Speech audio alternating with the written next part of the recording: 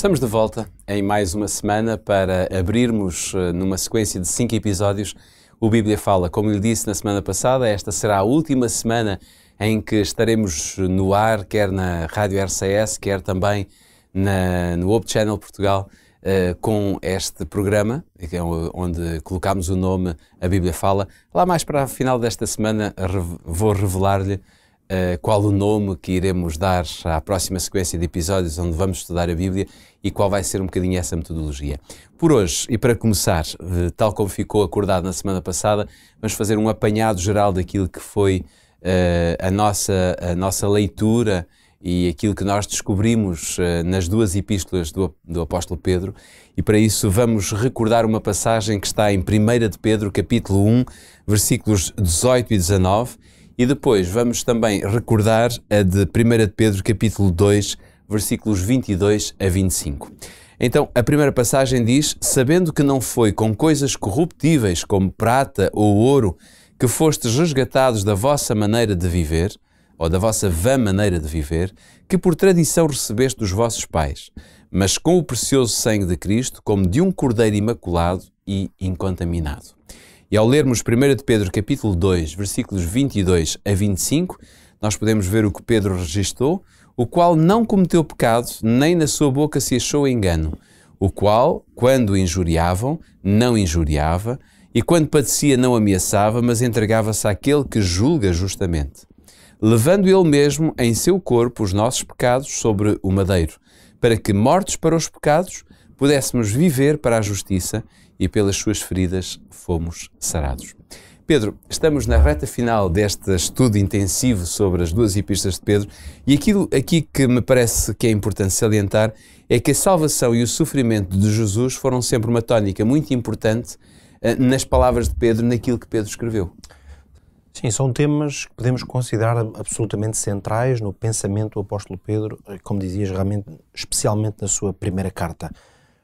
E para isso, acredito que o que justifica isso é o facto de nós entendermos que o contexto específico dos destinatários de Pedro na sua primeira carta eram pessoas que já estavam ou estavam na iminência de vir a sofrer de facto por causa da fé, no fundo.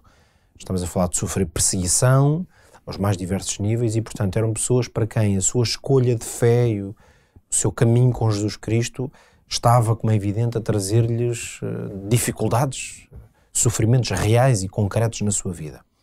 Isso ajuda-nos a compreender que, por um lado, falar sobre a salvação, a realidade da salvação, essa salvação se consumar, ser uma realidade que se consuma em Jesus Cristo.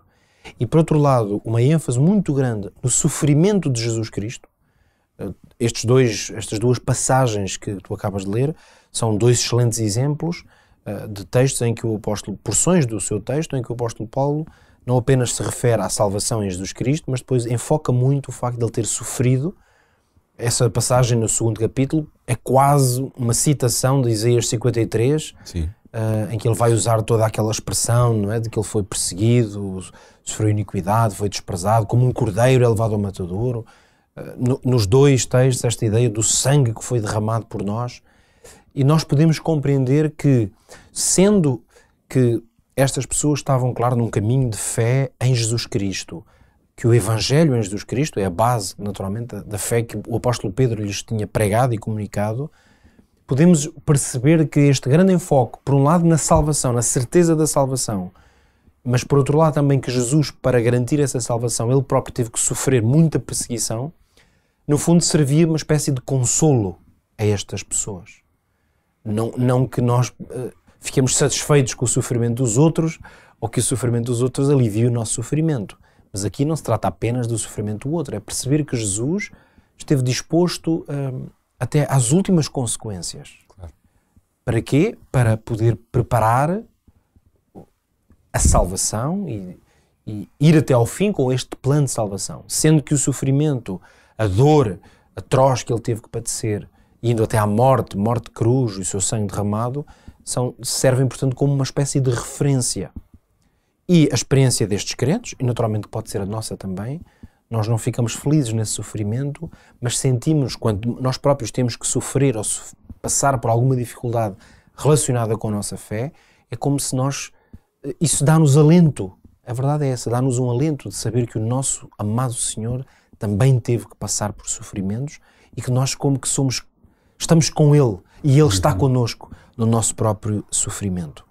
Por isso é interessante notar isto, que a maior parte das vezes que o apóstolo Pedro, na sua primeira carta, se refere à salvação, ao plano da salvação, eu dizia então, a maior parte das vezes ele faz isso precisamente dentro do contexto do sofrimento de Jesus. E o que é que o apóstolo Pedro faz muito? Explora este conceito de que Jesus substituiu a realidade que nós tínhamos que enfrentar. Portanto, as consequências do nosso pecado, Jesus assumiu-as ele próprio e assumiu-as também na sua carne, no seu corpo, não é? Através do derramamento do seu sangue. E, portanto, os pecadores, que somos todos nós, sentimos-nos identificados com Cristo nesse aspecto. A salvação que nós podemos obter para o nosso pecado, a nossa condição, ela encontra-se em Jesus Cristo e na condição que ele assumiu. Portanto, essa ideia de substituição é uma ideia realmente chave. Claro, depois o apóstolo Pedro vai enfatizar muitas vezes, tal como o apóstolo Paulo também o fez muito, a ideia de que é pela fé que nós podemos receber estas graças. A experiência da salvação e os benefícios desta substituição de Jesus, a nós o que é que nos cabe fazer? Ter fé. A fé é alguma coisa de ativa, que nos transforma a nós e nos dá como que uma garantia, vivemos debaixo dessa garantia. Espécie de antecipação. A fé é, na verdade, uma antecipação das coisas que nós, ainda que não as estejamos a viver completamente, podemos antecipá-las através daquilo que Jesus fez. E, portanto, estes grandes conceitos-chave, salvação, sofrimento, fé, eles juntam-se, de facto, na ideia de que essa é a grande necessidade do crente, mas, por outro lado, Jesus também teve que passar por essas experiências. E isso, claro, para o crente é como que um alento e um ânimo que o estimula e o anima. Fica a promessa que amanhã voltaremos neste mesmo horário e estaremos cá para abrirmos consigo a Palavra de Deus e deixarmos que ela fale ao nosso coração. Até amanhã, se Deus quiser.